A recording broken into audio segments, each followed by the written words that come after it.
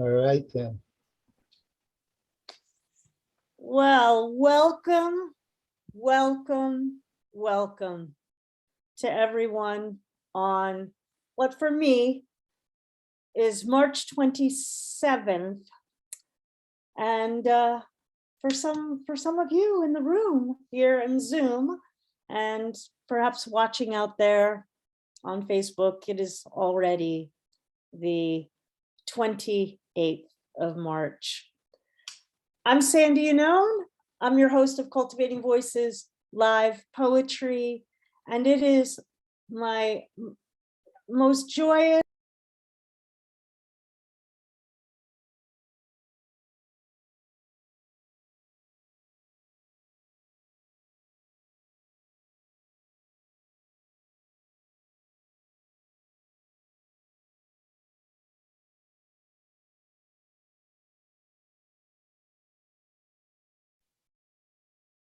Did we lose Sandy?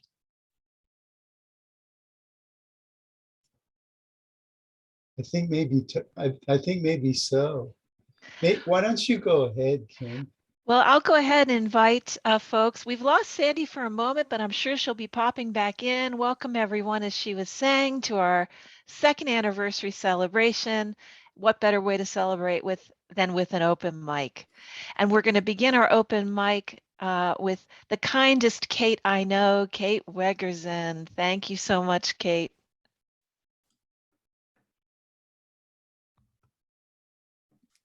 Hello. Happy anniversary. I'm honored to have been here since the beginning, and I have fallen in love. I want you to imagine, for the moment, your local event center. I want you to imagine the joy, the talent, the music, whatever instrument you loved of the orchestra. Oh, I tried playing the cello as a child. The drama, the theater, the gaiety, the costuming, all of the people that make up your local event center. Then imagine Ukraine, the event center, now set up as a distribution center. Imagine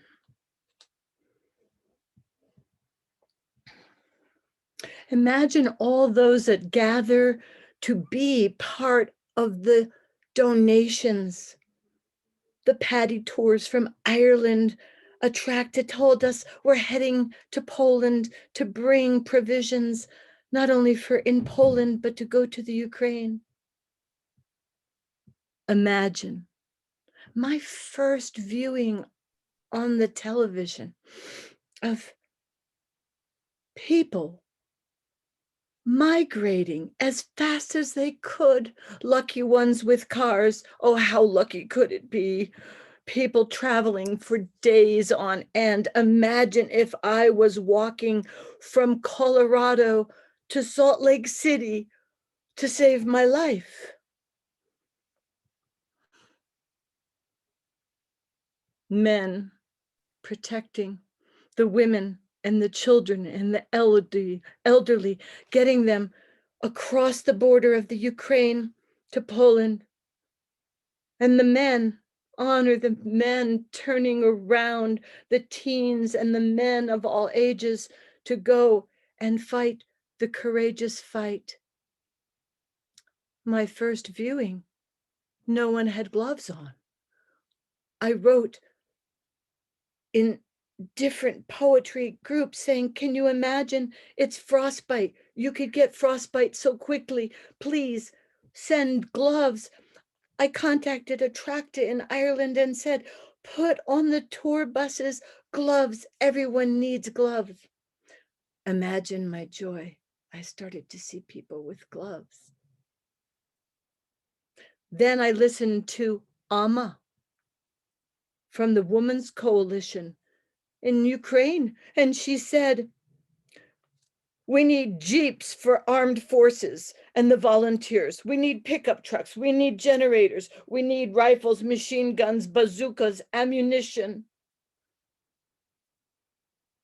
Anna, I called her Amma, which is soul. Anna, thank you for being the head of this women's coalition. Each person there is ahead of what they are doing to create life, freedom, and we will offer what we can, from gloves to ammo to protection. Imagine. Love, Cait.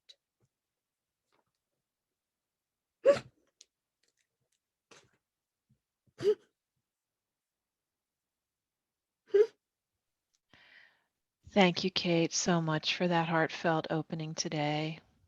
Imagine indeed. I think Sandy, thank you so much for starting us off. I think Sandy has been able to join us, but while she is getting herself oriented, unless she wants to pop in, are you ready, Sandy? I'm ready. I'm ready. And my apologies, everyone. I was here and my internet is having the trickster energy on this anniversary. So again, I want to welcome everyone to our, and thank you so much, Cait. It's not only is it appropriate to have you be our first reader today for our anniversary reading, as a person who was one of our early members when we began in Missoula, Montana, but also reading that poem, reminding us of our continued urgency and concern for the people of Ukraine reminds me that one of the things I wanted to share with you today before we went fully to the open mic was to thank our readers from last week that we had the incredible pleasure of hearing from through Lost Horse Press's contemporary Ukrainian poetry series. And I will mention them by name at the end of the reading today, because I want to continue to encourage you all to support the poets of Ukraine, as well as Lost Horse Press's efforts to keep Ukrainian poetry, particularly in translation, with us. So I will be mentioning that at the end. Just to get, before we go to Dr. Arun Jee from India today, joining us for the first time, I'd love to just say a very few brief words about the history of Cultivating Voices live poetry. My sister and I began our first recording with all of you from Facebook on March 29th, 2020, just as things had begun shutting down. And there were 15 very, very brave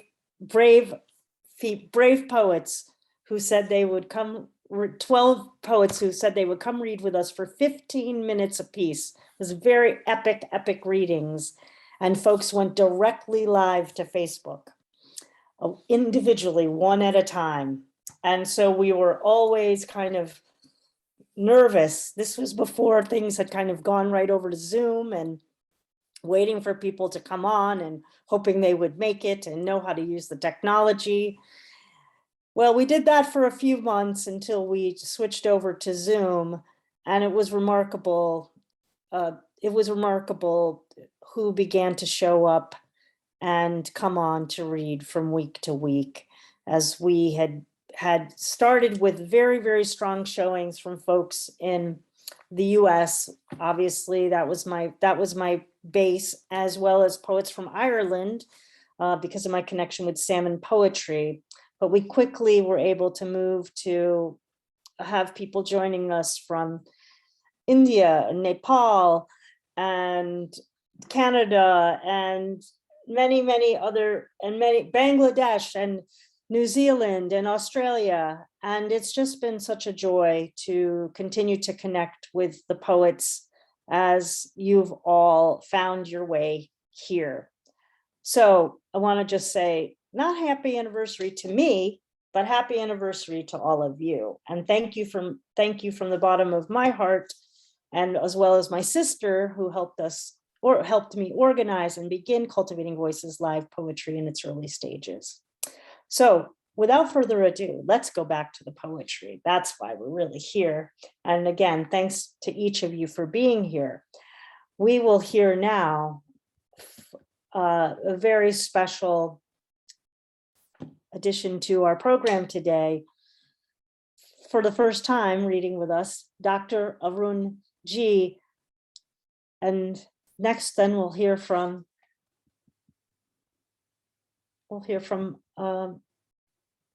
McCullagh Bombarda. Yeah, McCullagh Bombarda will be next. Thank you, Dr. Jee. Thank you, Dr. Jee, for being here today. Thank you so much, Sandy. You can call me just Arun. I'm sorry, I just wrote the formal doctor. I should not have, because that's not the way it should have been. But congratulations on the completion of 2 years of this initiative. Great initiative, I would say, to connect with people all around the world.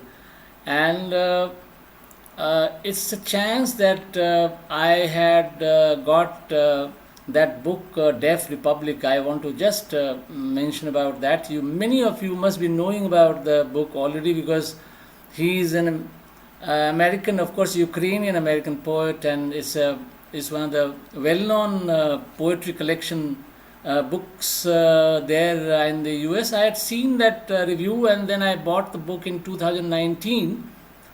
But then I got hooked, and then it was only in December that I started translating.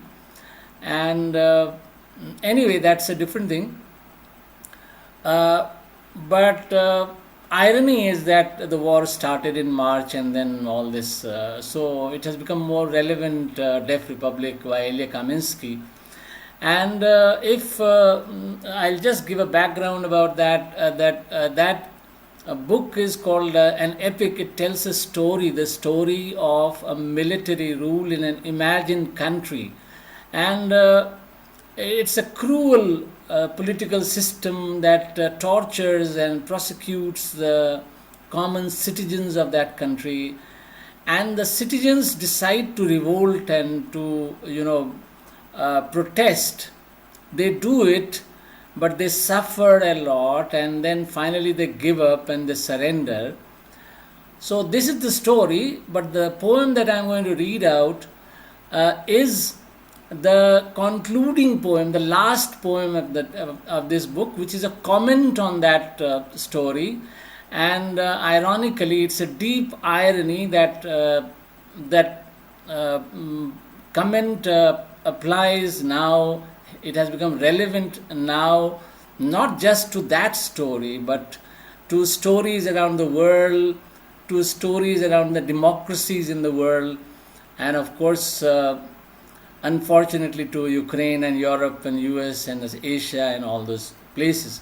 So I think it's poetry. It's a poetry session. I should not use prose so much. I'll start with the poem. I'll begin with English and then followed by Hindi.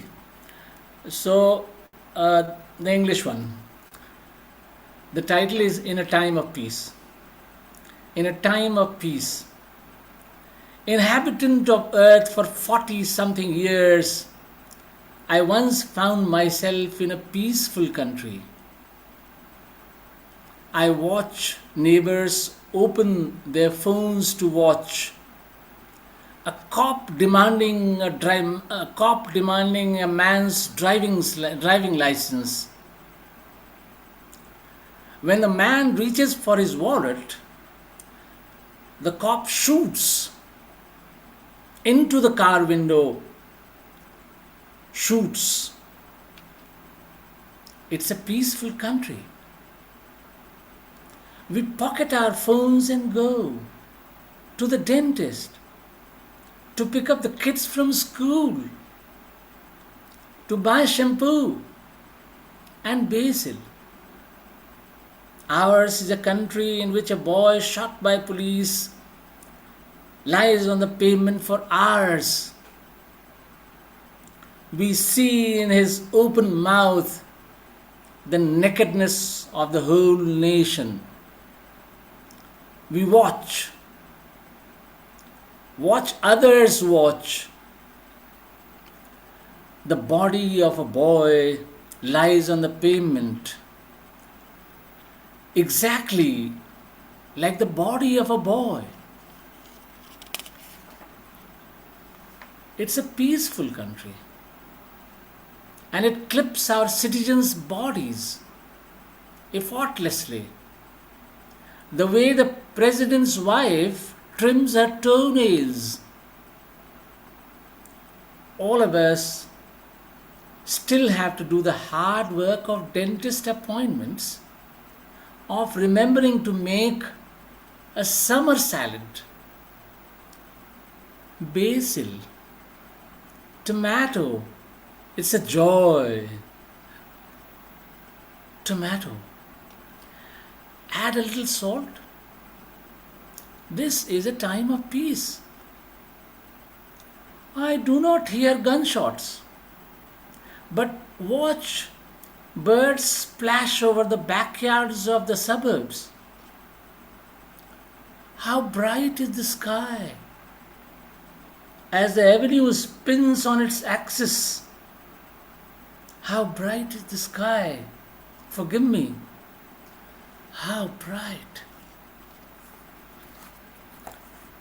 Now the same in Hindi.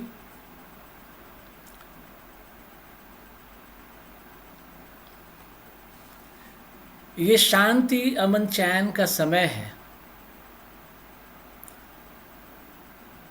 सुनो सुनो ओ दुनिया के लोगों, आज से लगभग 40 साल पहले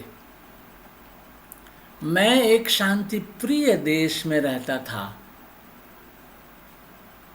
देखता था पड़ोसियों को अपने फोन को खोलकर देखते हुए,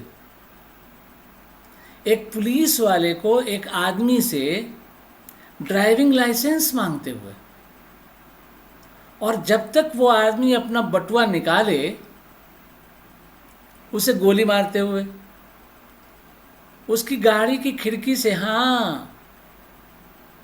उसे गोली मारते हुए। शांति प्रिय है ये देश हमारा। पॉकेट में फोन डालकर हम चल पड़ते हैं डेंटिस्ट के यहाँ, बच्चों को स्कूल से लाने, शैम्पू खरीदने, बेसिल खरीदने। ऐसा है देश हमारा, जहाँ पुलिस की गोली से मृत एक बच्चा घंटों इंतजार में रहता है फुटपाथ पर पड़ा। देखते हैं हम उसके खुले मुंह में संपूर्ण राष्ट्र की नग्नता। हम देखते हैं, वो देखते हैं, हम सब देखते हैं।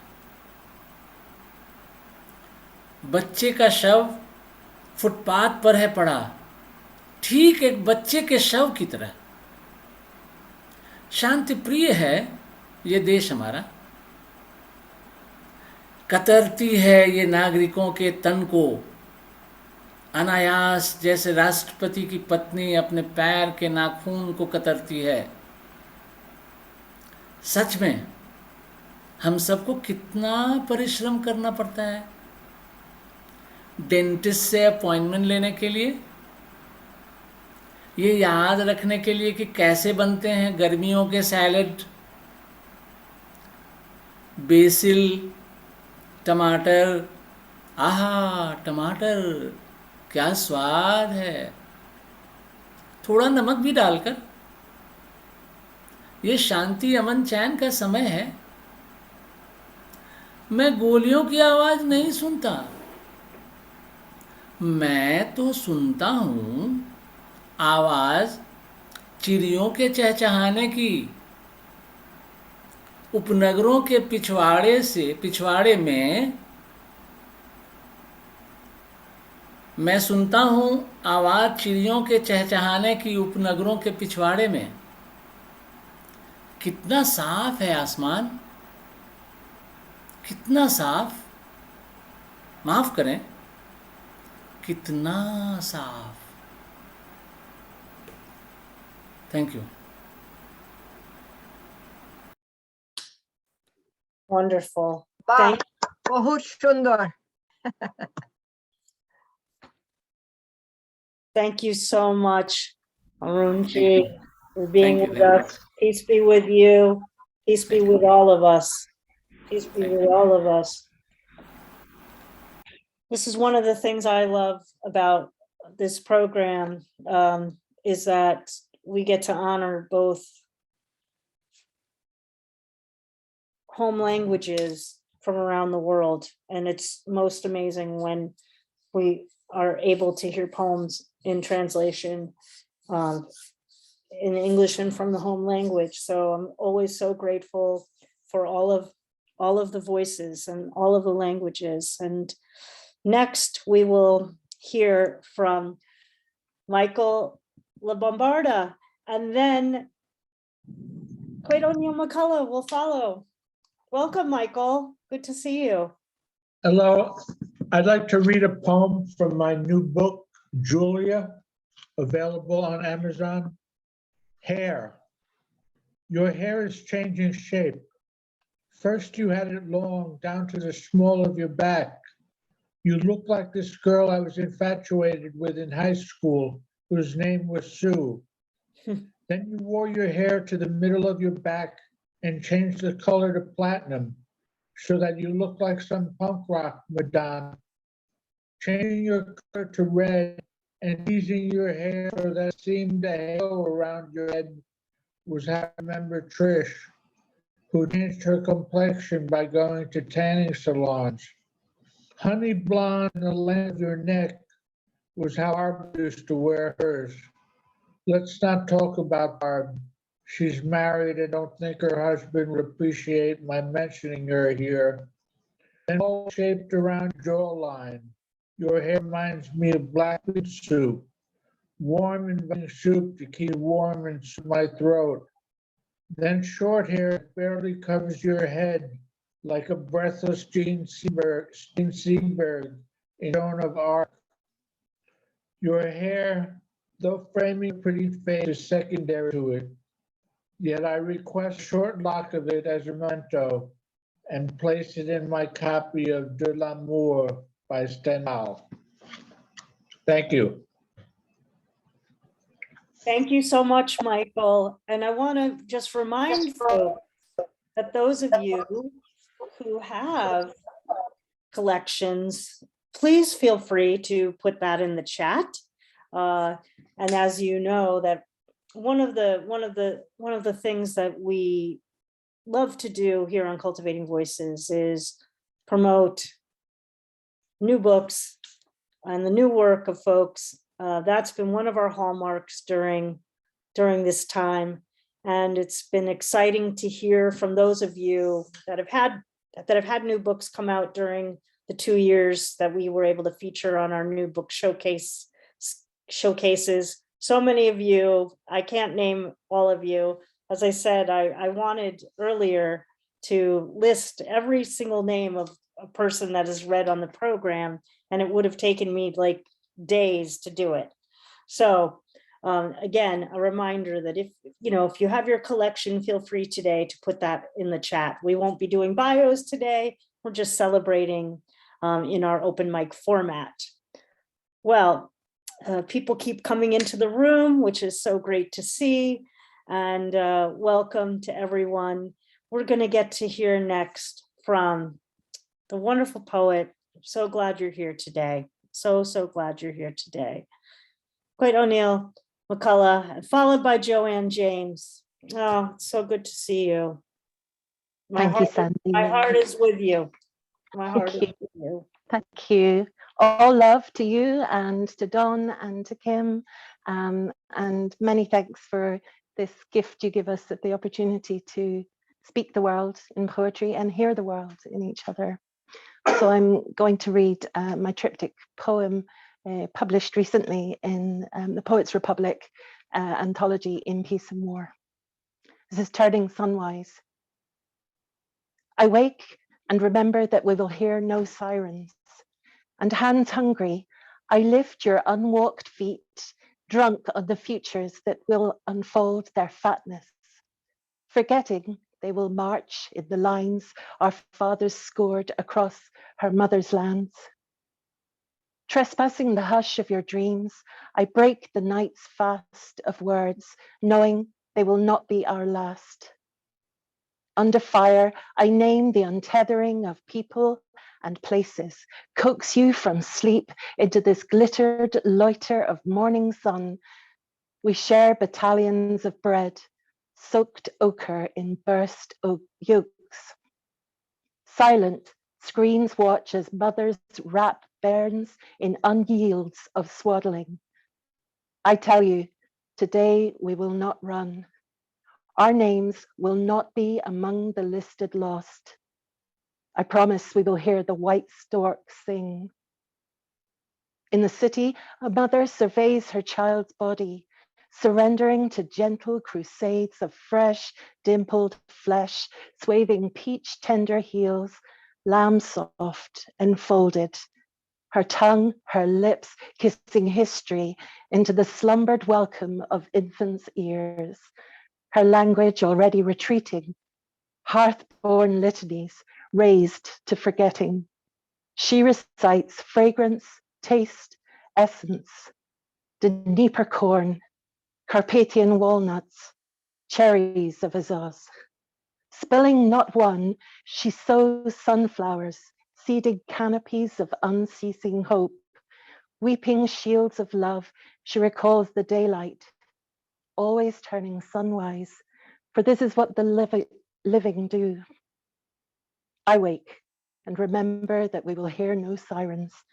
In the city, a mother surveys her child's body, and hands hungry, I lift your unwalked feet, surrendering to gentle crusades of fresh, dimpled flesh, drunk on the futures that will unfold their fatness, swathing peach tender heels, lamb soft enfolded, forgetting they will march the lines our fathers scored across her mother's lands, her tongue, her lips, trespassing the hush of your dreams, kissing history into the slumbered welcome of infant ears.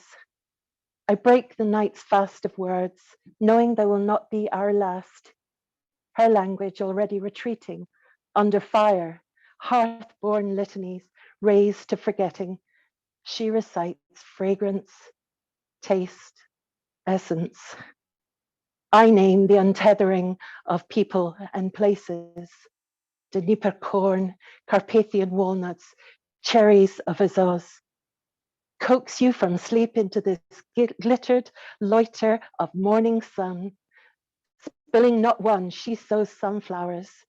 We share battalions of bread soaked ochre in burst yolks, seeding canopies of unceasing hope. Silent, screens watch as mother's wrap burns in unyields of swaddling. Weeping shields of love, I tell you, today we will not run. Our names will not be among the listed lost. She recalls the daylight. I promise we will hear the white storks sing, always turning sunwise, for this is what the living do.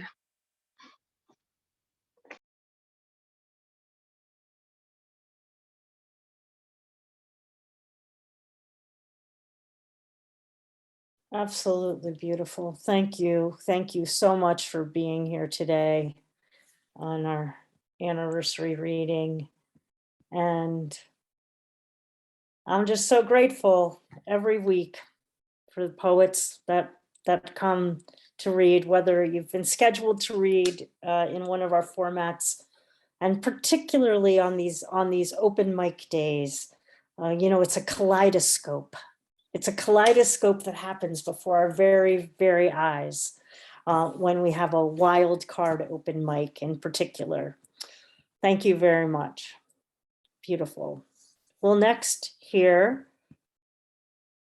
from Joanne James, followed by Michael Durack. Welcome, Joanne. So nice to have you with us. Hi, it's so good to be here. I think that I'm on the showing up at the first Zoom. I don't remember the Facebook. So I just wanted to say I'm here from Eugene, Oregon, and I used my Ukrainian family names today, Orishchin and Vorobchik. I still have family there, but we haven't heard anything. So it's been a hard time for all of us. I'm going to read a poem here called This is the Hungry Age. Grape snake, ape snake, we nominate death snake, unwinding with question, with purpose, a glass of Coke in the afternoon, sugar, snake, feathered, white fence, graffiti, repetition of ROT, homeless pitch tents on the other side of Amazon, creek, snake, cough, rough, snake, an eternal snake, an age hungry for water. Sip, snake, snaking, I'm taking the pulse of this age. I live in the shadow of Snake Mountain. Breath, snake, breathing, beauty snake. Where are we winding up? Where is the plain snake? Day snake, a dream of fallen. Prayer snake and sicken, take the taint and poison. Unakite quartz, my new hat is black. We shade our eyes and watch the horizon. Thumb on the pulse, slither, pulse, slither, what winds up tight. In the hungry age, we fast, we feast, we are bound to dark matter in the country of the blind. We grope our way towards the well. Thank you.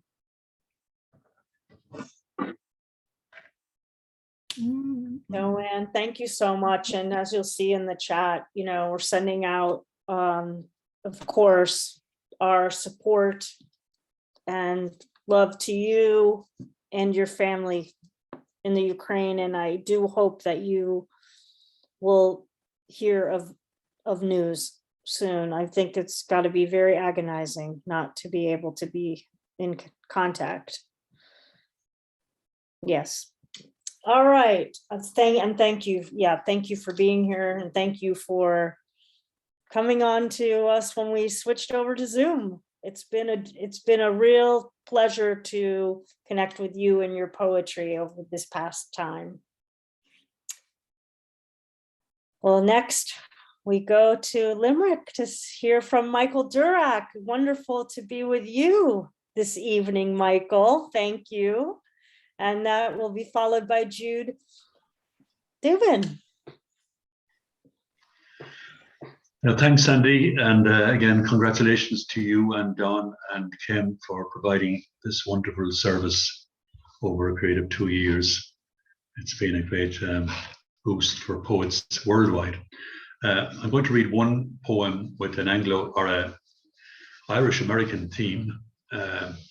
My father was one of 16 children growing up on a small farm in East Clare, and 6 of his siblings, the 5 eldest and the youngest, all immigrated to the United States. So based on some snippets of information I've been picking up over the years, I've written this poem called New World.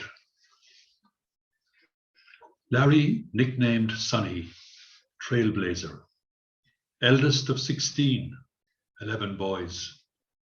Up sticks for the new world, roaring 20s. Turned back by US immigration. Rewinds over land and ocean to Ireland, East Clare, small farm, thatched homestead, where a bewildered younger brother runs to tell his mother, there's a fella looks like Sonny in the yard. Undaunted, strikes out again for Illinois, breathes the same ether as Capone's bootleggers, opens the door to younger brother, mild-mannered Denny, naturalized American, St. Patrick's Day, 1938, discreet war veteran to be. Mercurial Dilly sails from Cove aboard the SS Celtic, 1928. Irish Juliet to a Latin Romeo vanishes from family radar, while level-headed Mary leaves her mark in the 15th census of the United States.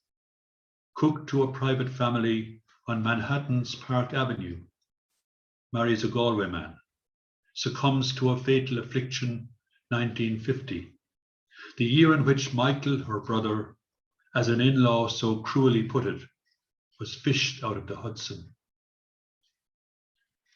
Last of all, Joe, the baby, apple of every eye, trades dismal post-war Ireland for the family colony in Chicago, German wife, 3 American kids, returning just once for a family reunion 9 years before his passing, to chew the fat and sing and pose in a sibling lineup one short of a football team, in a hotel in Scariff. Ashes of his, the only material trace of all that export human freight, to merge with clay of their forebears in Mino Cemetery. Thank you very much.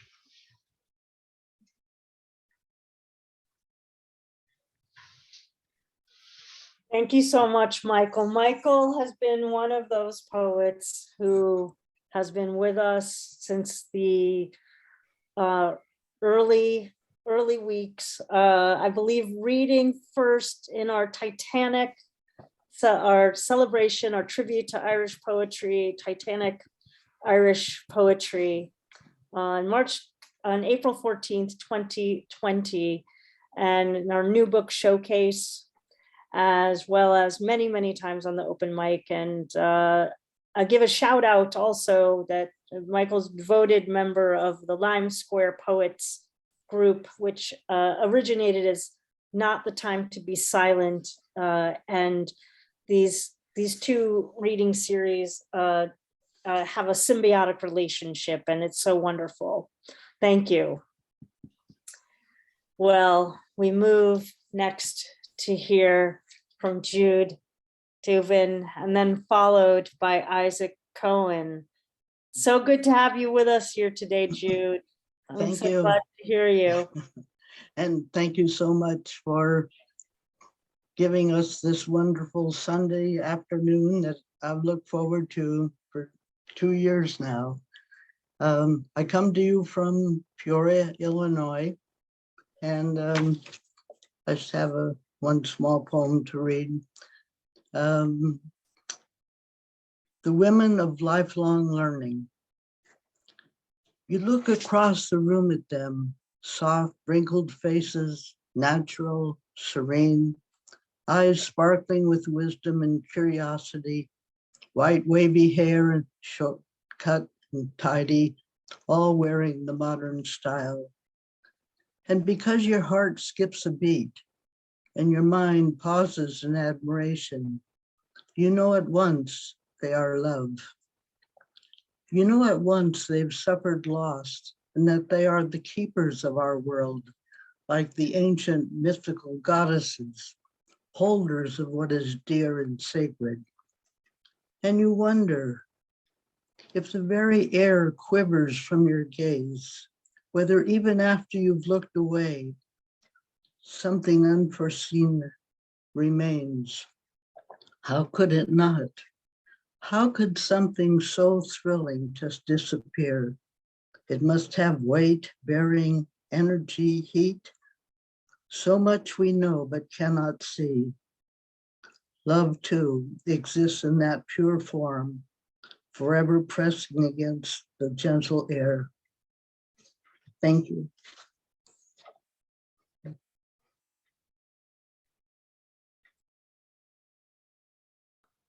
Thank you so much, Jude. I'm reminded by your presence that, you know, there are the poets who listen devotedly as well. And I'm very glad when you when you've chosen to read. And I'm also very glad for the folks that just come to listen each week. And you are one of those very devoted listeners, and I'm so grateful. Thank you. Well, we will hear now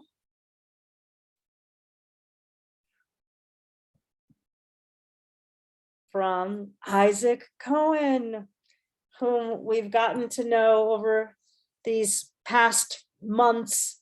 And so glad to hear you joining us today, Isaac, and followed by Phil Lynch. Yes. Thank you, Sandy. Thank you, Kim. Thank you, Don. Congrats. I was happy, very happy to be one of the group of the excellent group. Yeah. As Cohen, the feeling of love.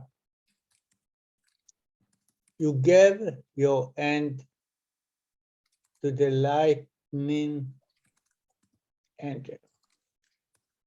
You flew around the moment of grace. You gave a kiss to the poor boy, but you won 1 billion stars of love. How marvelous is the feeling of love. And the two, only the two, because yes, the pet of love. You dance with dragonflies. You fly on the wind up and up until the throne. You take my body to the earth of Hilt Farm. You kiss me and dissolve my soul. How marvelous is the pet of love. Thank you, Ali Cohen, Israel, and thank you, all my friends in the world.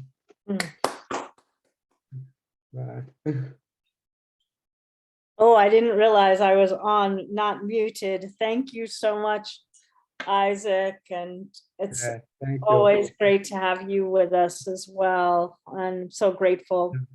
Yeah. Well, next we get to hear from one of my salmon brothers, Phil Lynch. Good to have you with us. And then followed by Carolyne Wright. Thanks very much, Sandy, and to yourself and Kim and Don and all involved behind the scenes. I'm sure there are others as well. Happy anniversary, and not too many good things have come out of COVID, but this is certainly one of them, and it's great to be part of it. So thank you. Two little poems. The first one is one that I've read a few times recently. It's not a new one, but it's one that was written another time, another place, or about another time, another war, in fact. And this one is just a simple little poem, but maybe there is a message in the form of a question, and that's why I'm doing it. It's called Present. I wanted to buy you a poem as a present, but the poem shop was all sold out. I asked the assistant behind the counter if he knew what it was all about. He said there had been a run on poems. People were buying them up in tomes. Something to do with the talk of war. Everyone seemed to be lost for words. It was panic buying and nothing else, hoarding and hiding on secret shelves. There might even be rationing, the assistant said. A few lines at a time, even they may not rhyme. Will it matter, I thought, to the dead? It is onward now as we watch the clock, a time bomb ticking away. Soldiers waiting to go over the top, know not the hour nor the day. Is it onward now and over the top, down into an unmarked grave? Or will someone give the order to stop? Is there anyone still so brave? And just a second little one to finish off, maybe hopefully a little bit more for renewal. It's called Kindling. Very short, kindling. Set a fire, strike a match. When it catches, fan the flames. Let it burn, spread the ashes. Gather twigs, start again. Thank you very much. Thank you. Thank you so much, Phil. So great to, the idea of the poetry shop. I think it's one that we all, I'm fortunate. I was telling folks in Lime Square Poets, I can actually go to a poetry shop. There's a poetry bookstore here in Seattle, and open books if you're ever in the Seattle area, and maybe many of you will be next year for the AWP conference. Also, there is another poetry only bookshop in Cambridge, Massachusetts. Let's hope that more poetry shops emerge. All right, well, next to one of my dear collaborators on another poetry series, the West East Bi-Coastal Poets of the Pandemic, Right. and a person who read in our very, very first reading on March 29th. So it is always appropriate to have you read with us, Carolyne, and also please do mention your upcoming event that you put in the chat.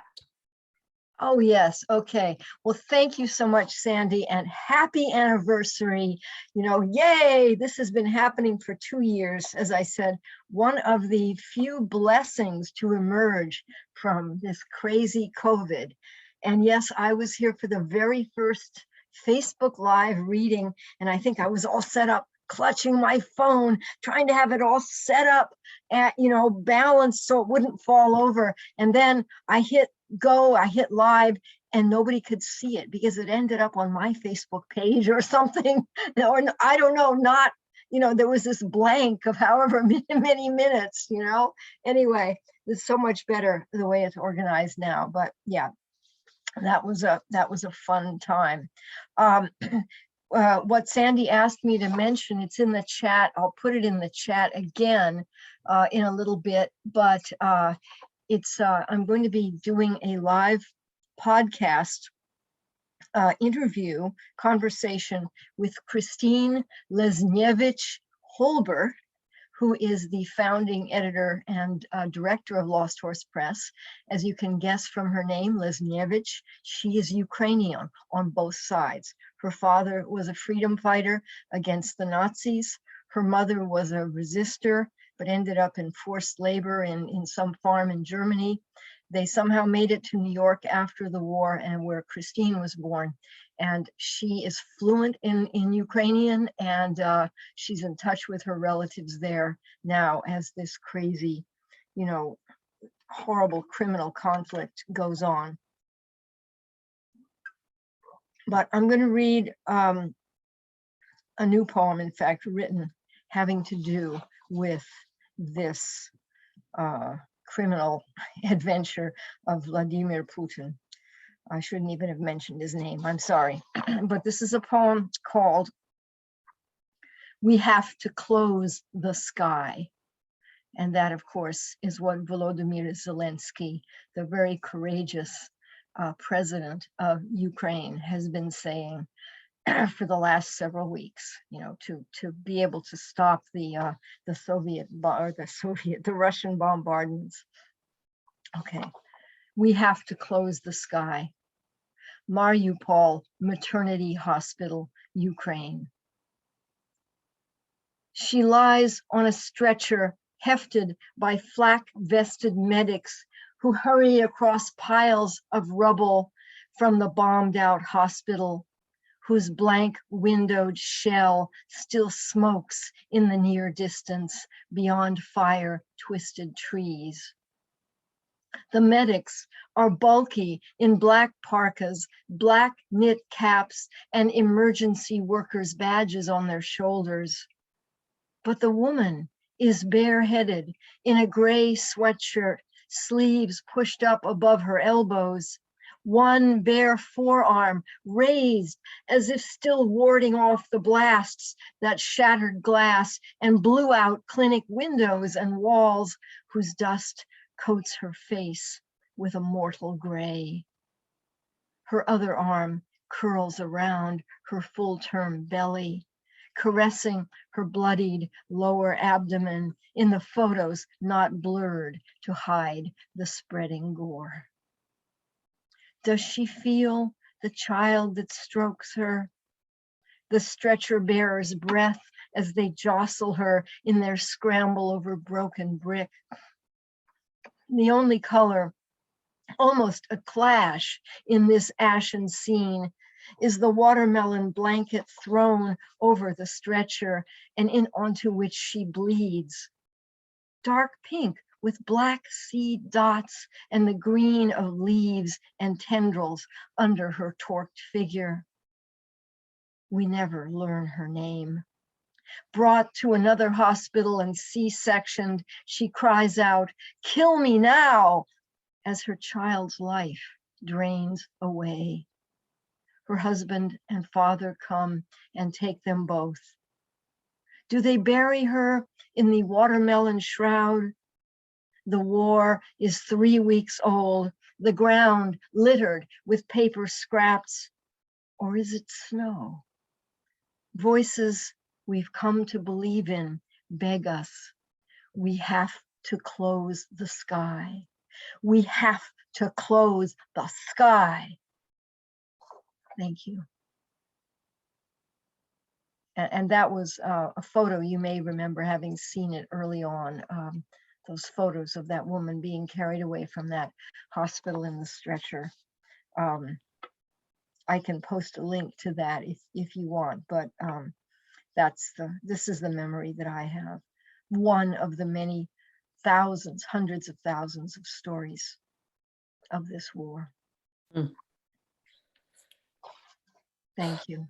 Thank you. You know, the thing about war is that there are too many stories. There are just too many stories. And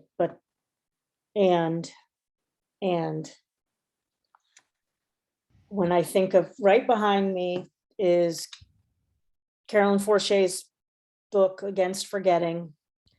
And I continue to always there you've got it right there in front of you too. That the poets, we are here. We are here for, as Don Krieger always talks about too, poetry of witness and poetry of conscience. And thank you. Thank you for that poem today. Wow. Oh. And thanks for all the support along the 2 years as well. Well, speaking of another person who's been supporting us through this endeavor for 2 years, our next reader is Kim Ports Parsons. And in addition to being the exquisite poet that you all have come to know and love through hearing her here, I can remember, I believe she read in our second reading and just marveling when she came on and shared her poetry. And you now know her as the person who is creating our graphics and posting all the time on the page and being of such exquisite support to me through this endeavor. And I'm so grateful. But the thing in addition to the good work, to the very, very good work, I'm most grateful for the very, very good poems. So would you please share a poem with us? Can you hear me? Okay. Yep, and I'm going to put you on the spotlight. Wow, Carolyne, that was extraordinary, and everyone sharing such beautiful work today.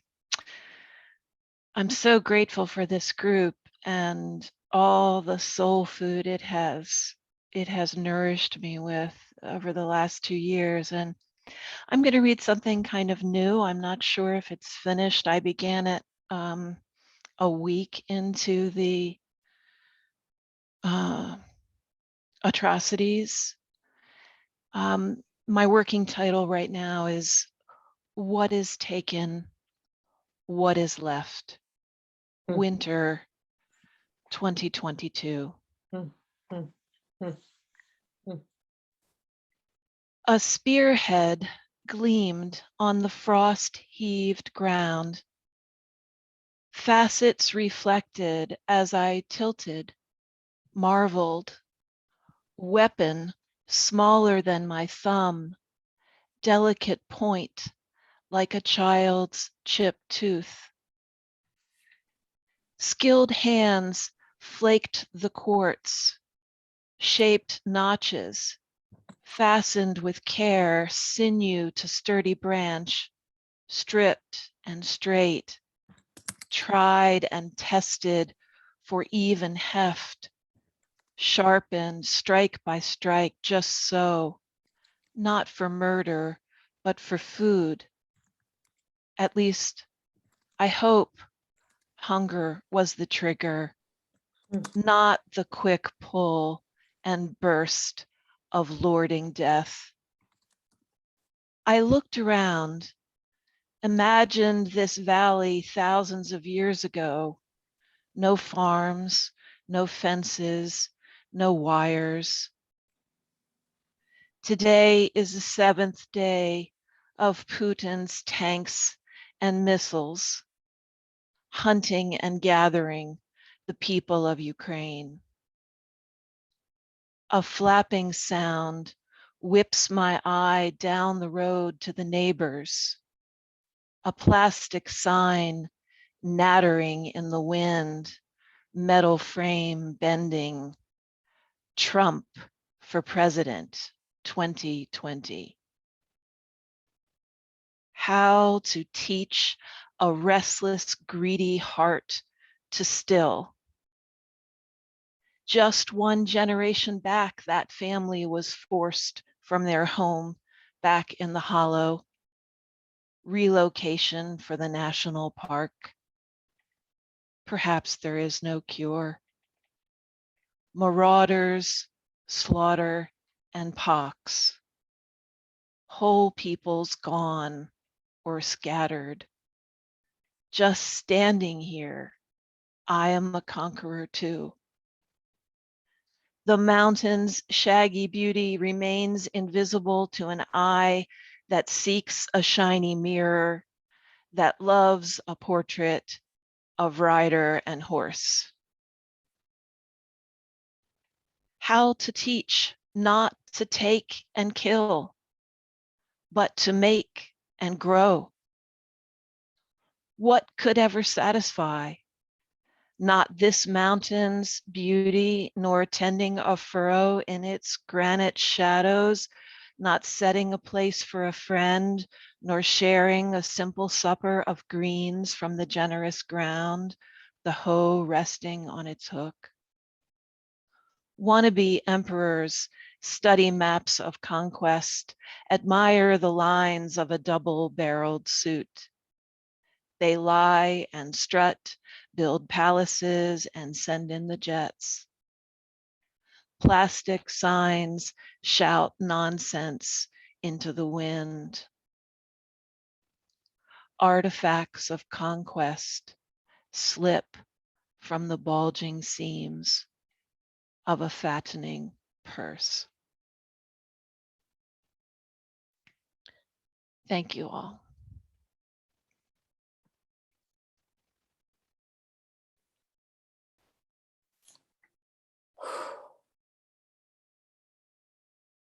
Sitting with that one too. Sitting with that one too.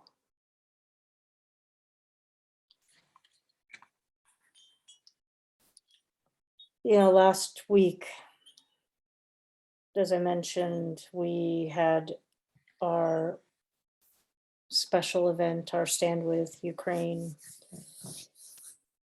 reading. And I'm so grateful to everyone who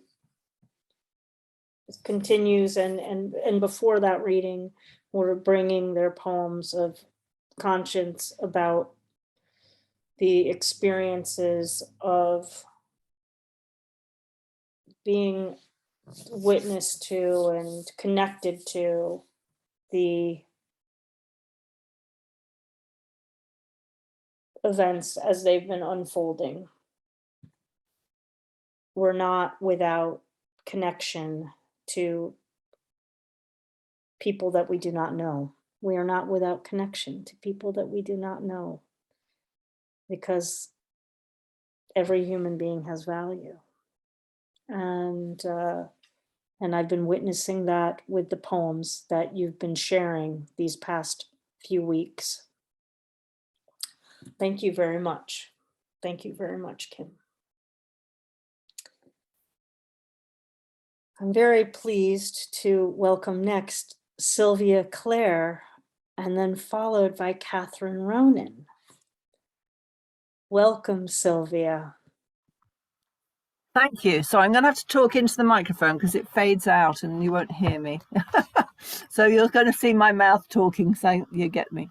Well, I'm kind of following on with the idea of trauma, really, because this poem is called After Trauma, and I was thinking about, I have a history of PTSD because of my childhood, and I was thinking about all the children around the world, not just in Ukraine, but around the world, who are suffering in the most horrendous war and deprivation at the moment, and how much trauma there's going to be around. So this is a poem I wrote about. It's called After Trauma, and it's based on the Norse mythology. The imagery is from the Norse of Ragnarok. If you know Ragnarok, you'll understand it. Will I crumble into dust if I dismount the horse of fear? Depart the wild hunt of insanity, take control of my mind, emotions, and life. But who is the controller? It shapeshifts, sometimes strong, fiercely demonic, crazy, wild. Often it cowers, overwhelmed by awe. Thunder bullies my nights, banishing all respite of sleep, rampaging through the dark hours of wakefulness, leaving me exhausted for the restoration of the light. Oh, that I were a wolf child, running free and fearless through the night forest, alive by moon, eyes piercing, darkness welcoming its call of concealment. A fragile girl lies curled in pools, her own blood, endless seeping wounds that cannot heal, pecked at incessantly, the two ravens of thoughts and memory, persecutors of those who would seek peace. Moonstones, misted solidified tears, shed alone at night, reflecting blue, grey, white, moods of shadow and light dancing on my face. Whatever I am given, I have learned not to trust. Your motives, are they for me or your own edification? You cannot buy me. I am priceless, too fragile to own, too fierce. I look timid, soft-spoken, pliable to your demands. Yet I will turn, a fire-breathing dragon, defending my fears and myself. Will I ever know love, the flow of give and take, of acceptance and compassion? That's it. Wow. Wow, you folks are bringing the poems today. Wow. Thank you. Thank you so much, Sylvia. And you've got a request for that poem, so please make sure you check in the chat. Cynthia Steele would like to connect with you. Well, it's from a book I published a little while ago called Love and Chocolate, but it's also published recently in a mental health magazine called Open Minds, which is a Canadian publication. So that one they got published in that as well. So I'll put the book in chat. It's in the chat, definitely. And thank you for being with us. Oh, thank you for inviting me Always. today. Well, we next move on to Catherine Ronan. I'm so glad you're here today. All the way from Ireland. Oh my Happy Mother's gosh, I Day, know. everybody. Good evening, and you're going to be followed by Billy Brown. But for right now, we're going to get to hear your remarkable poetry. Thank you, Sandy.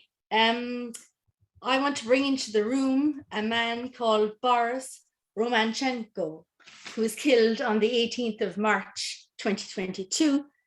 He survived 4 Nazi camps, and I'm going to call this poem Holocaust Heart, and his number was 9870. Holocaust Heart.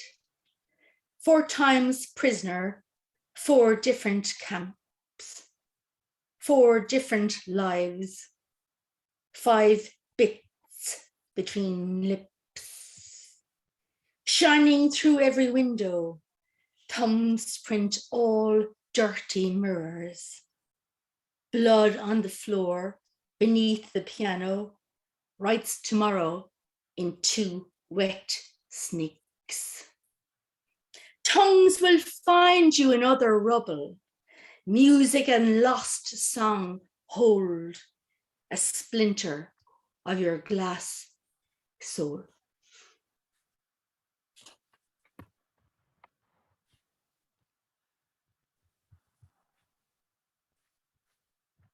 Thank you, thank you, thank you. Oh my gosh. I don't think I'm going to make it through this reading. How about you, Kim? I am quivering with emotion I know. at every poem. Amazing Oh work. my gosh, of course. Wow. Yeah, that's been what it's been like for 2 years. Every Sunday, a quiver, every Sunday. Well, our next quiver. Billy Brown, it's been so fabulous to get to. I want to just mention that Billy Brown is also I know I said I wasn't going to talk about things and talk about people, but I keep doing it. So, all right, we're good with time. I just want to say that in addition to people that bring poems to our platform every week, we also are graced with people that are just incredible poetry citizens and hold their own reading series, publish their own anthologies, and are grand poetry citizens. And that is definitely the definition of Billy Brown Fixed and Free poetry series out of Albuquerque. And we have also developed just such a great relationship with the poets of New Mexico through the pandemic on this platform. And I'm really grateful to you, Billy, and to all of your comrades out there in Berkeley. Welcome. Thank you very much, Sandy. And this is our new endeavor. It's a quarterly magazine. This is the first issue just out this month. And I put in the chat my email address in case anyone wants more information. Thank you so much. Cultivating Voices has certainly brightened up my Sunday afternoons now for many months, and I'm so happy to be here. I haven't read very much on Cultivating Voices, so I have several poems for you today. This reading is devoted to daughters. As many of you know, my own daughter, Elizabeth Ann Brown, died quite a few years ago now in a car crash. This first poem is by a friend of mine who passed away a few years ago at age almost 90, and it's entitled "The Daughter I Never Had," in memory of Jennifer, her daughter Jennifer, was born dead. The daughter I never had is a hostess at the Rio Grande restaurant in Harlingen, Texas, teaches scuba diving in Baja, married her childhood sweetheart, works as a bank teller in Hobart, Louisiana, was convicted on 4 shoplifting counts, now on probation, is head mistress of an exclusive licee in Geneva, owns a kiln, sells her pottery in Scottsdale, earned her master's degree in oceanography from Scripps, models nude for an art school in Stuttgart, won critical praise as Nora in A Doll's House, is happily married to an engineer from New Zealand, their home, a trailer on a North Dakota construction site. An alcoholic, she sings the blues in Memphis while filing her 3rd divorce, is co-owner of a Happy Burger franchise with her female lover in Seattle, sleeps in a tent on a bend of the Orinoco, part of a Peace Corps team, co-pilots a C-47 transport, regularly crossing and recrossing the Atlantic, deals blackjack in a Laughlin, Nevada casino, designed an online service in Boston, was never married, is involved in a bitter custody battle with her ex-husband, operates a tractor in upstate New Jersey, a coked up hooker, works out of the Good Time Motel on the edge of Hollywood. The daughter I never had is the daughter who will never call home. The next one is for my baby brother's daughter, Lauren. Lauren was married a few years ago in the National Cathedral in Washington, D.C., and I wrote this poem to read at her wedding. So I had the honor of reading this in the National Cathedral. It was written while listening to Johann Sebastian Bach's Partita, and the stanzas are titled by the names of the different parts of the partita. 1, Allemanda. Love is an apricot pastry, orange, sticky, sweet, oddly tinged with tartness, like 2 wild hearts. 2, Corrente. Love is racing hand in hand across a mountain meadow until, exhausted, you stumble, laughing, falling in a tangled heap, wrapped in each other's arms. 3, Sarabanda. Love is holding her face with gentle hands, gazing into her eyes, kissing tears of joy, drinking nectar of ecstasy. 4, Giga. Love is dancing close enough to feel the other's breath, eyes glued to one another, seeing only the beloved, circling so closely. Separation is inconceivable. Chacona.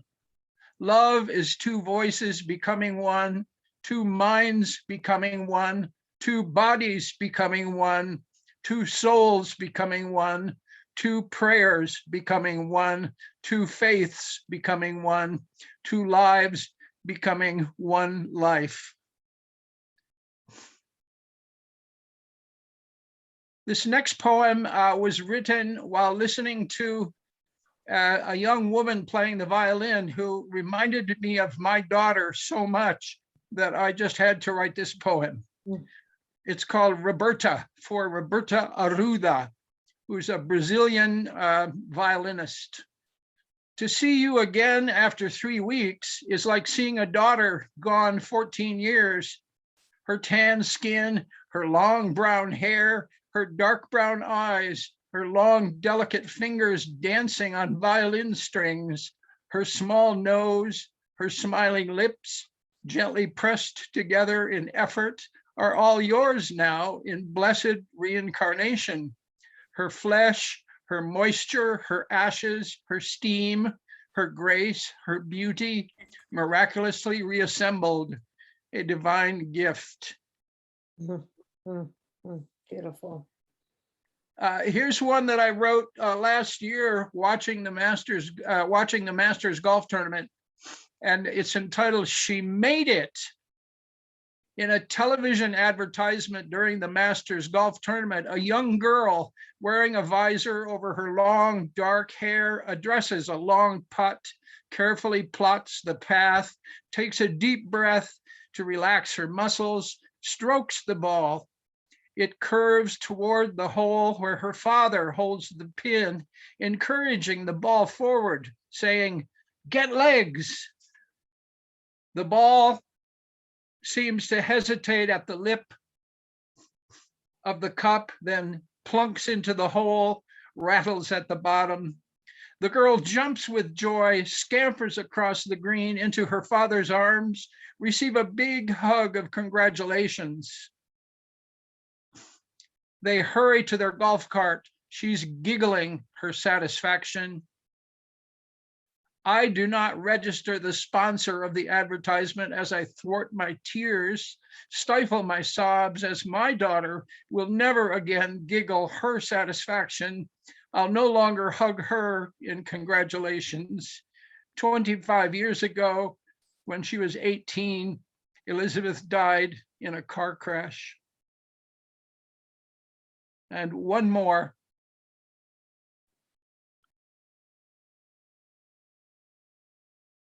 I just have to scroll a moment here to get to it. Is there any difference? I wrote this within sight of the World Trade Center, the Twin Towers, a couple months after its destruction at the World Trade Center, December 7th, 2001. Is there any difference? Crashing, smashing steel, music of violent collisions, spurting, flowing blood, majesty of hemorrhaging wounds, streaming, splashing tears, moisture of eternal grief. Is the tragedy of these thousands any different from her tragedy? Is the desperation of these parents any different from her father's desperation? Is their ton of blood any different from her gallon? Their blood and hers are as one. Their desperation and mine are as one. Their tragedy and Elizabeth's are as one. One difference may be, I forgive and love Elizabeth's killer. Thank you very much.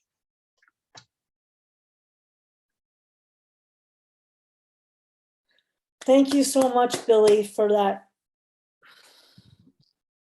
tribute to, as folks say in the chat, to both love and pain, and your tribute to daughters, our mini feature within the features today.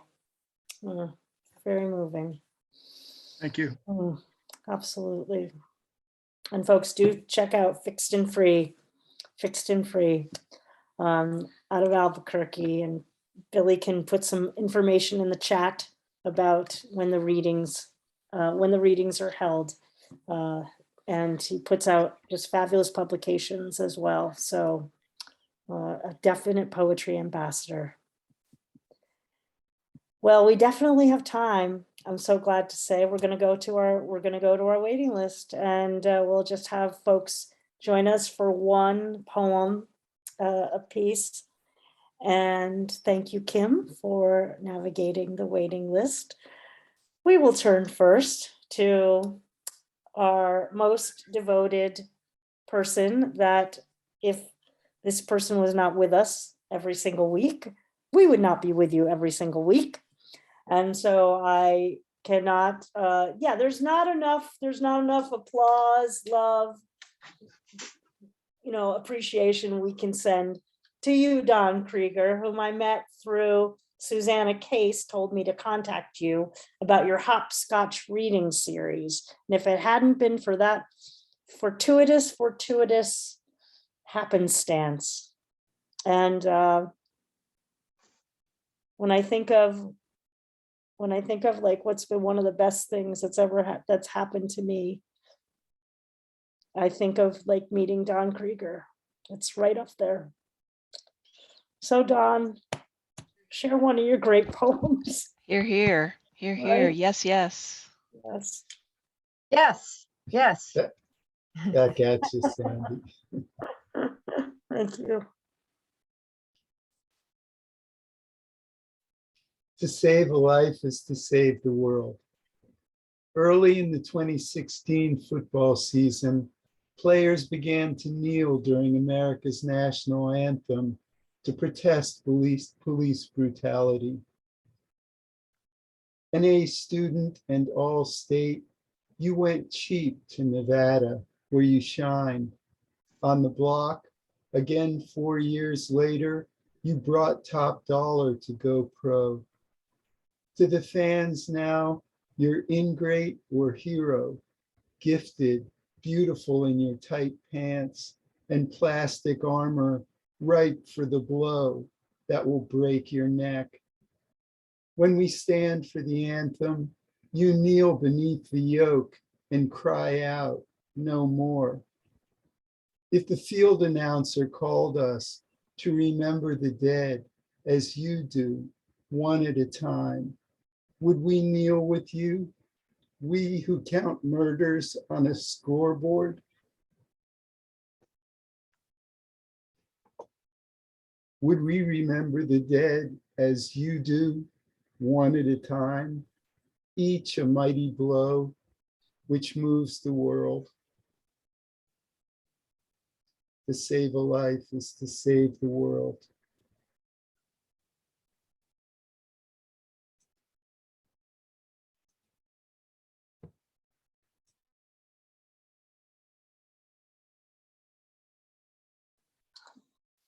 Thank you. Thank you. It's like there's so many poems in that your newest in that collection that I revel at, and that is certainly that is the one that is the one that when I first read it, like really poignantly went through me, became part of my consciousness. Thank you, Don, for everything.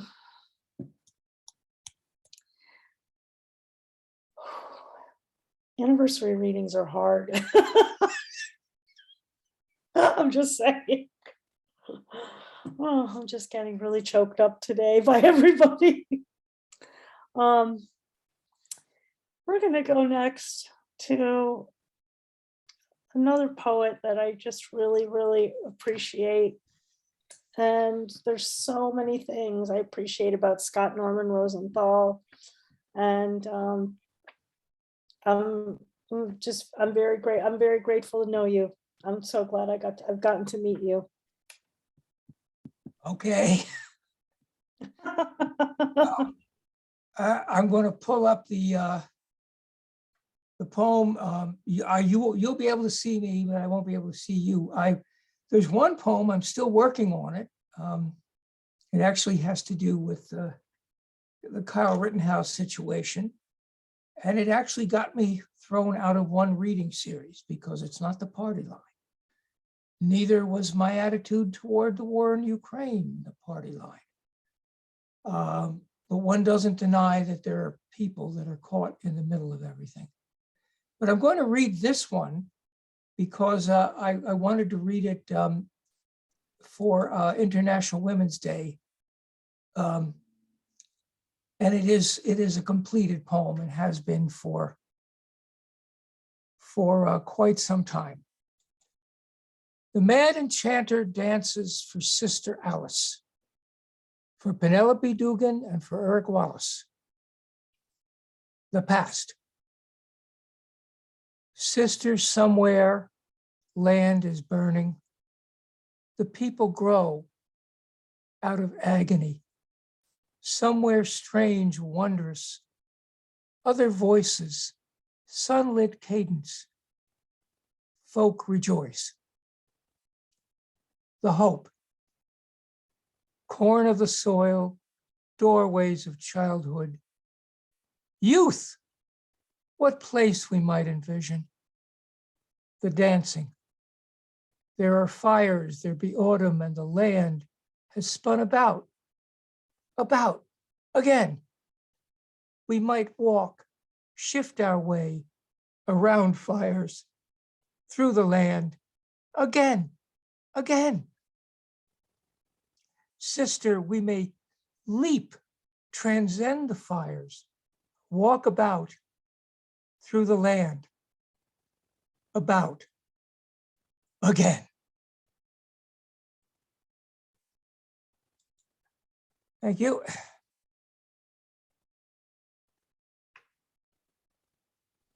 Thank you, Scott. I know that that poem is very important to you, and I appreciate that you shared it with me earlier this month, and that you've been able to share it with us today. Thank you so much. Well, next, we've got a few more readers to go, one poem each, and we're going to hear from 3 more folks. We might have another opportunity to sneak in a few others if somebody wants to read, I think. And Sandy, we would Yeah. all love to hear you read at this 2nd anniversary if you're so Yeah, inclined. yes. I'll read a poem. All Yeah, right. okay. So I'm gonna go to Thomas. Hey, Thomas, my neighbor here in Olympia, and new member of the Olympia Poetry Network. I can't wait to be in person with you soon. Oh my goodness. Well, in honor of the anniversary, I was here when it was still on Facebook too. I was a early adopter or early adoptee of your family. That's what I feel like. And so in honor of that, though, I'm going to read a poem that might not have been written without cultivating voices, and it certainly wouldn't have been published in Sri Lanka or Australia or in Serbian or Spanish or Bengali, which it has. The poem called In a Time. There are times when I feel trapped in time, and this is one of those times. The year 2020, a time in the impossible future I expected not to be alive to see. And the month is August, and August is the month and time of litany. It is the month of my one wedding, the month of gaining a son who could have been 31. It is the month of our first walk along the salt shore together, and of my beloved's first illness, harbinger of worse to come. Month of our lost mortgage, of bankruptcy, August of learning my only brother had renal cell carcinoma, would soon follow my father into that hard darkness. The month of disability determination, August of a diagnosis at last, terribly final as it is.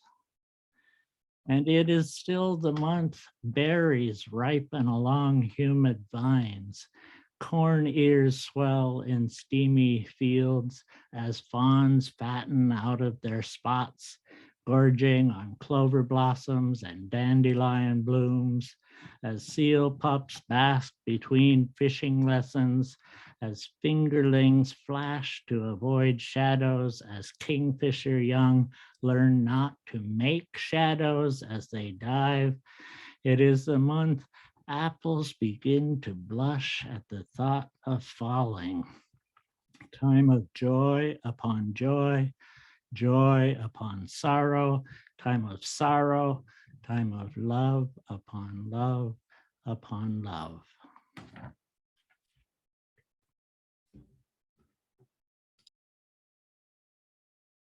That's just a beautiful poem, and I can see why it has been translated. into a bazillion languages. And I love the stories that I get to hear from people about, you know, how they've made connections with people and how they've been inspired by people that they've met here, and the collaborations that have happened because they've met someone, connected with a poet. And it's very humbling to think that our modest platform, you know, has sent out its tentacles in all these miraculous ways. So let's keep it going. Let's keep it going. Well, another miraculous tentacle that emerged is when I got to meet Josephine Loray, and have been able to spend some virtual time in Calgary over these past 2 years. And Josephine, also, you were one of those poets that came on in the early weeks, and we have the video, the first video, and it's like upside down or sideways or something like that. It's the very first reading, and you've joined us on many a different program, special featured programs over the 2 years, and come on, and been a devoted open mic person. And I'm just, I just love you, and I'm so glad that you've been part of the journey for the past 2 years. Thank you. Thank you for always being so encouraging and supportive. And I'm going to echo happy anniversary. And I think Cultivating Voices is one of the nicest gifts of COVID. And I don't think that I would have had the courage to write this poem if it hadn't been for the voices that I've heard. It's new and it's still evolving. I need to say, though, that I live in Calgary, which is the ancestral and traditional homes of people that were sent from their lands, the Piikani, the Kainai, Tsuut'ina, Siksika, and Nakota. So I'd like to pay tribute to them and maybe keep them in mind as I read this poem called A Single Leaf. This poem is a leaf falling from a tree. This poem is the stillness after the last echo sounds, the pause between an exhalation and the next inhale. This poem is gravel embedded into knees, an offering of thanks for a crust of week-old bread. This poem is the rumble of armored trucks, a deluge of debris. This poem is every story, every footfall walking further from belongings, step by step towards a safety beyond borders. This poem is a pacifier in the dead grasses by the roadside, family photos curling in the flame. This poem is fingers playing a white piano for the very last time, a baker in a land of foreign tongue, braiding dough. This poem is centuries of steady leaving, flaxen-haired children playing in the grasses of the Canadian West, hearing tales of their babushka. This poem is the pattern finally painted on a Pascal egg, a ribbon woven, a dance steeped in folklore. This poem is empty words and hollow lies. This poem is arrogance, the hubris of ambition, a heart of anthracite. This poem is despotic, the color of blue sky, golden sun, a tattered flag at dusk. This poem is the world watching, too afraid to condemn, the pause between an inhalation and the last exhale. This poem is the silence that thunders after the last echo. This poem, a single leaf falling from a tree. This poem is a doll, trampled, a fountain, withered, markings for growth penciled on a door jamb in a house in which the roof has fallen in. This poem is a whimper in the night. This poem is Syria, Passchendaele, Dakar. This poem is Dresden, Tripoli, Ukraine. This poem is polished leather marching in the mud to the counterpoint of hatred. This poem is a drone the barrel of a gun. This poem is daffodils sprung from ground, no one there to marvel. This poem is a prayer unanswered in the dark. A graveyard, headstones tumbled in the tumult. This poem is hope navigating in a blind sky. This poem is fear, the stench of death. A seed swallowed in the belly of the plenty. This poem is numb. This poem is sirens, air raids, blackouts, a mother shushing a wailing child, eyes dimmed by the hunger and the horror. This poem is robin muted, barn owl stunned into silence. This poem is humanitarian, drop by single drop, the cold press of metal. This poem is making its way over rubble, the body yearning for comfort, for respite, for home. This poem is the blue glow of late night news, the drone, the drone. This poem is Gallipoli, the Battle of Batoche, Beirut, Leningrad, Michilimackinac, Kiev. This poem is a weightless child born on weary shoulders, the elderly, infirm, left behind. This poem is the same mistake repeated. Power, greed, and lust, and all the venial sins and all the mortal sins combined in circles, circles upon circles of inner hell. This poem is the atrocities of man, barriers, fences, roadblocks, undiluted hate. This poem is a cry tearing the veil of night. This poem is a leaf, a single leaf falling from a single tree. This poem is a stream running red, bodies rotting into ground.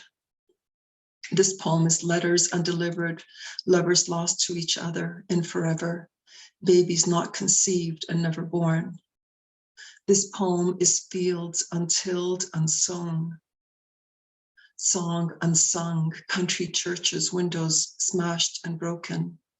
This poem is chickens left to rummage, cows unmilked, sheep unshorn, a horse dying of starvation on cold ground. This poem is the moon hung low in desperation, the deportation of Acadians at the point of bayonet, Tibet, Jerusalem, Berlin, the walls of wailing, the walls of brick, the floating exodus of Vietnam. This poem is Mogadishu, Rwanda, the lost boys of Sudan. This poem is drownings in the harbor, the Noche Triste, the Fourth Reich. This poem is the West Bank and the Nile, the War of 1812, the War of Secession, the war against repression, the war against concession. This war is a reed basket. This poem is Daniel and the lion, Samson shorn. This poem is David without a slingshot or a stone. This poem is a leaf, a single leaf, falling from a tree, a single tree, floating on a river turning red.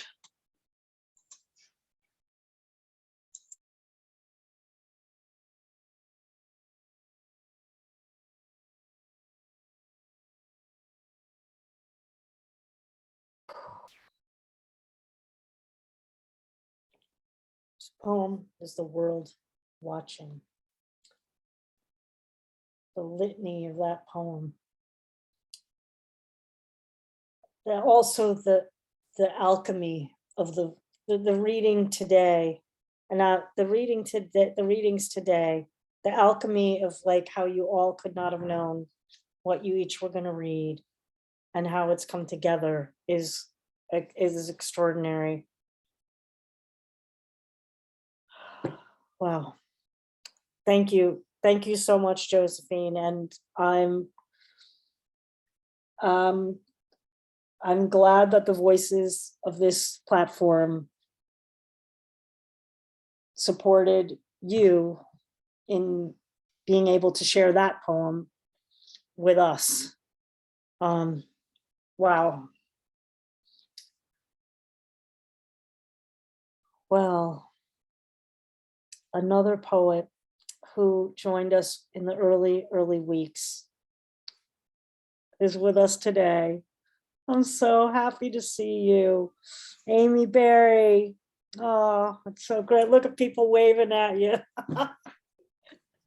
Hello, everyone. Oh. I'm reading from Athlone, Ireland. So it's happy anniversary. Sandy came, Dawn, Beth, and it's lovely to be here. I will read a poem. It's called She Tucks the Blanket Tighter.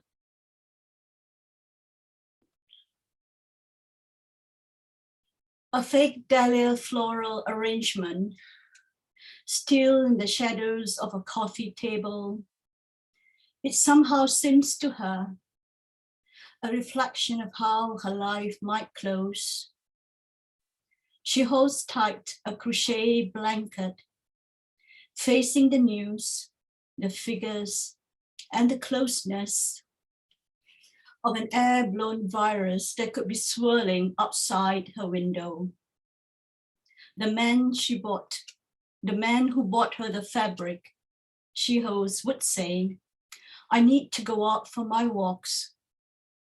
But he left her years before she expected, apart from photos arranged on a dresser. It was nothing as dramatic as a pandemic that took him. No, it was much more innocuous. The doctor said it didn't seem too serious. Oh, she had offers of company, but for 30 years, she preferred to live alone. No, it's the one thing she dreads of her final hours. But who would visit her at such risk? How long more? She asks herself. And she tucks the blanket tighter. Thank you.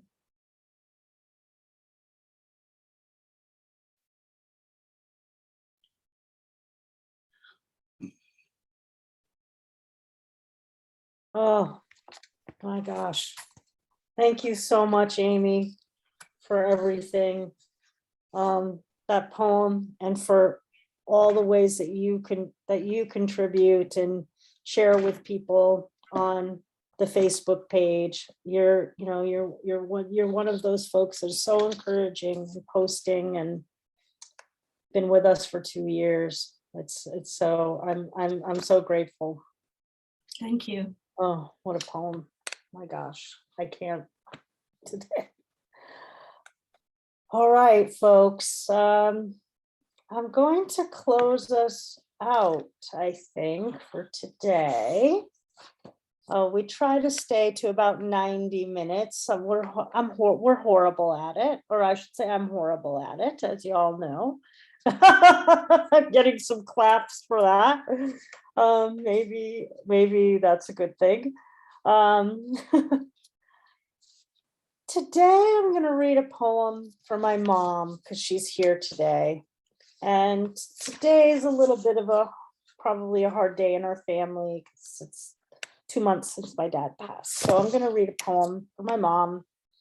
And I was going to read a COVID poem, but I think she's here, and this is like one of her favorite poems. So I wanted to just read this for her. This is in Boats for Women. It's called The Next 30 Years. Over breakfast, my father calculates out loud the number of times he will see me before he dies.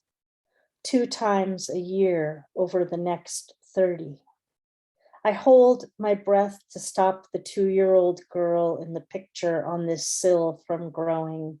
Think about game shows, speed rounds with 60 digital seconds on the clock evaporating backwards.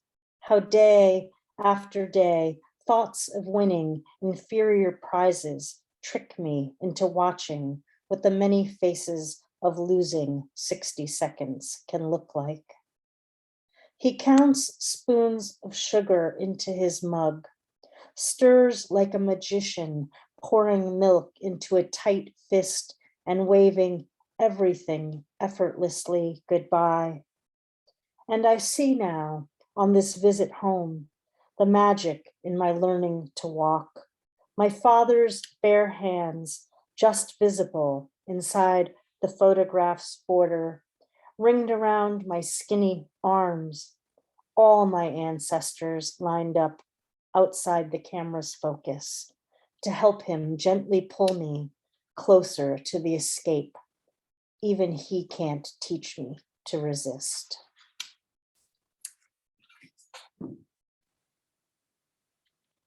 Well, we've had a quite moving anniversary reading today for our second year of being together, everyone. I want to thank each and every one of you for being here today. To those of you who came to listen, those of you who read, and those of you who have read in the past, and those of you who will read with us in the future. Let me remind you of everyone that you heard today on the program. We began at the top of our hour with Cait Wegrzyn, Arun Jee, McCullagh Bombarda, Cait O'Neill McCullagh, Joanne James, Michael Durack, Jude Dubin, Isaac Cohen, Phil Lynch, Carolyne Wright, Kim Ports Parsons, Sylvia Clare, Catherine Ronan, Billy Brown, Don Krieger, Scott Norman Rosenthal, Thomas A. Thomas, Josephine Loray, Amy Berry, and I shared a wee little poem with you. Would you please take a moment to just unmute and show your appreciation for our readers today? Bravo. For your stirring spirit. Thank you. Thank you all. Thank you. Hooray. Wonderful. Wonderful. Happy anniversary, everyone. Thank you. Happy anniversary. And in England, it's Happy Mother's Day. Indeed, yes, it is wow. Mother's Day. Yes, indeed.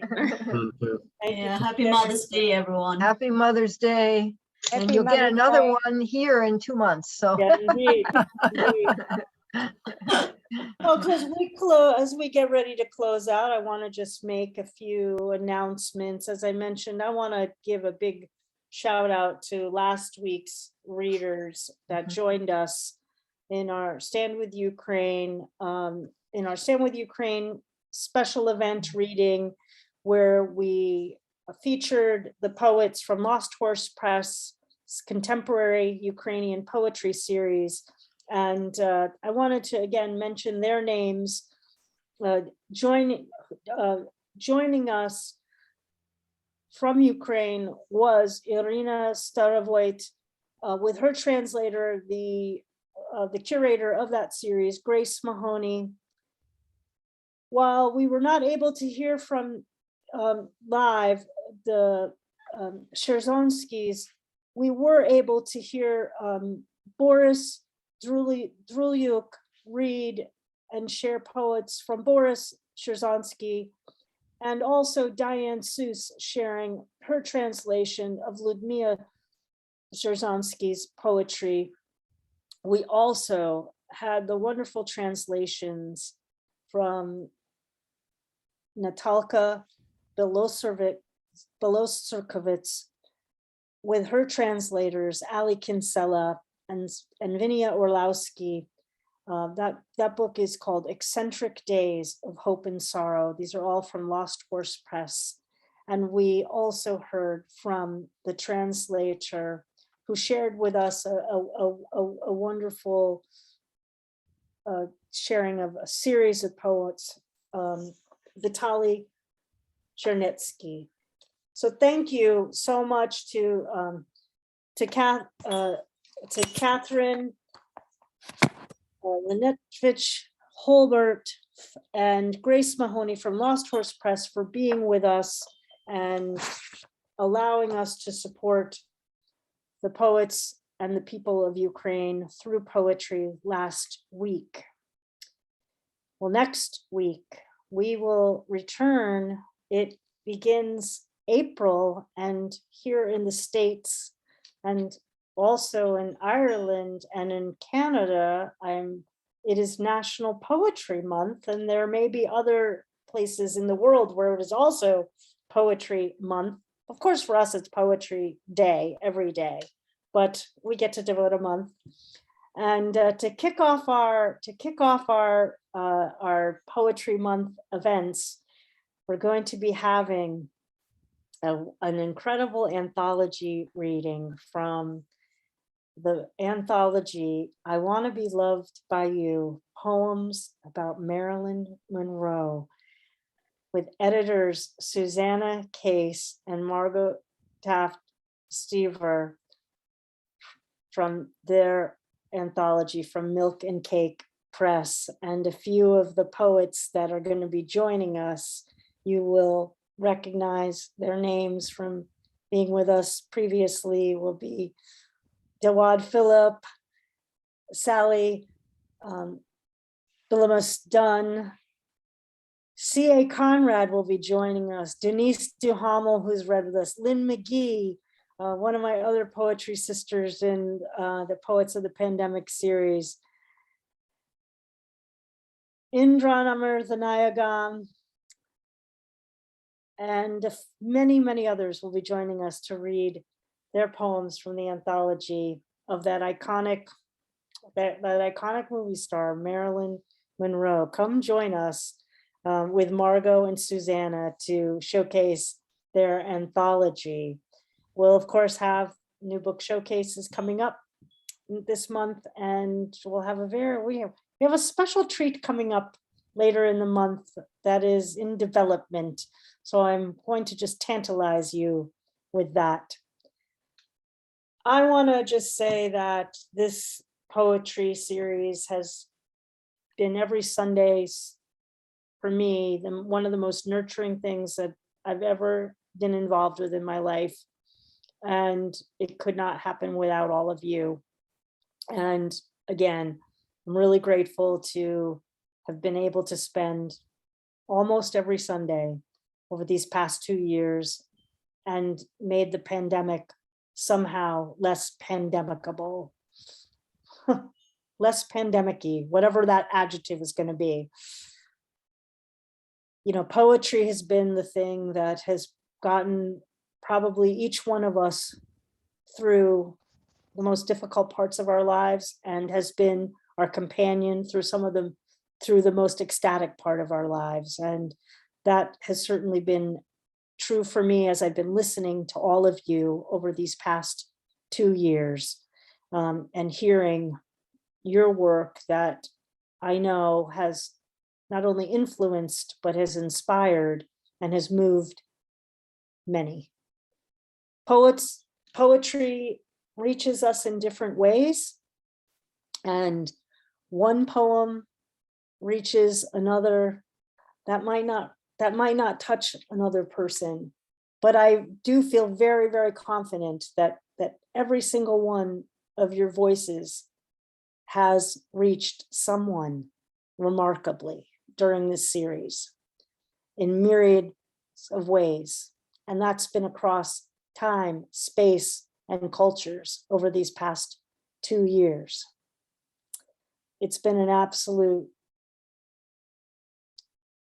it's just been an absolute joy and thrill and honor to be with you on Sundays and to hover over that Facebook page when I get on it and post to you all.